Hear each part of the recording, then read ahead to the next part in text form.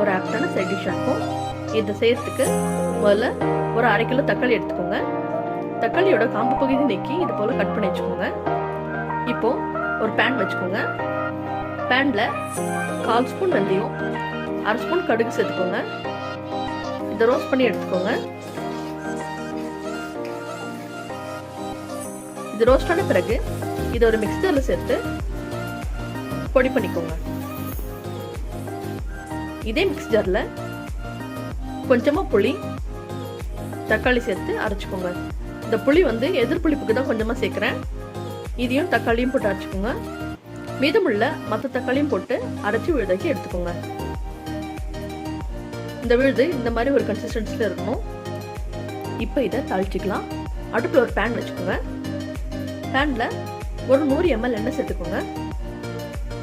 எண்ணெய் சூடான பிறகு அதில் 1 ஸ்பூன் கடுகு சேர்த்துக்கோங்க. கடுகு பொரிஞ்ச உடனே கொஞ்சமாக கருவேப்பிலை சேர்த்துக்கோங்க. இந்த ஸ்டேஜில் உங்களுக்கு தேவைன்னா நீங்கள் பூண்டு சேர்த்துக்கலாம். அரைச்ச தக்காளி விழுத இதில் கொஞ்சம் கொஞ்சமாக சேருங்க. தக்காளி விழுத மொத்தமாக சேர்த்துறாதீங்க. எண்ணெய் ரொம்ப கொதிக்கிற டெம்பரேச்சரில் இருக்கு.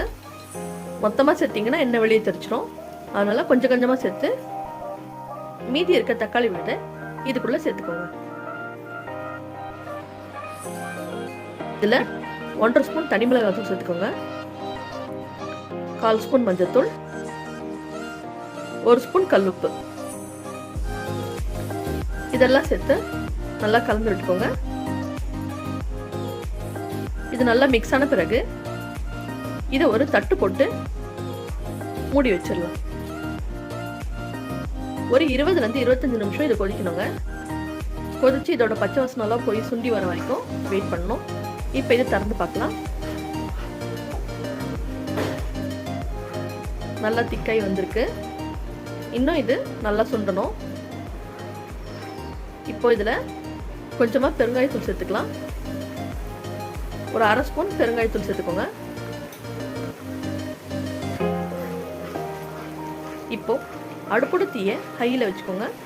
இன்னும் ஒரு 5 நிமிஷம் இதை கலந்துக்கலாம்.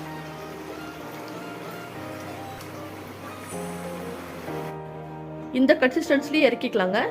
இல்லை இன்னும் உங்களுக்கு திக்காக வேணும் அப்படின்னா நீங்கள் இன்னும் கொஞ்சம் வெயிட் பண்ணி திக்காக்கிக்கலாம். இப்போ இதை ஒரு கண்டெய்னருக்கு ட்ரான்ஸ்ஃபர் பண்ணிக்கலாம். இந்த ஊறுகாயில் நம்ம புளி கொஞ்சமாக தான் சேர்த்துருக்கோங்க. அதனால் ஒரு 2லேருந்து 3 வாரம் வரைக்கும் தான் நல்லாயிருக்கும். ஆனால் டேஸ்ட் ரொம்பவே அட்டகாசமாக இருக்கும். நீங்களும் செஞ்சு ட்ரை பண்ணி பாருங்கள். எங்கள் வீடியோ உங்களுக்கு பிடிச்சிருந்தா லைக் பண்ணுங்கள், ஷேர் பண்ணுங்கள், சப்ஸ்கிரைப் பண்ணுங்கள். தேங்க்யூ ஃபார் வாட்சிங்.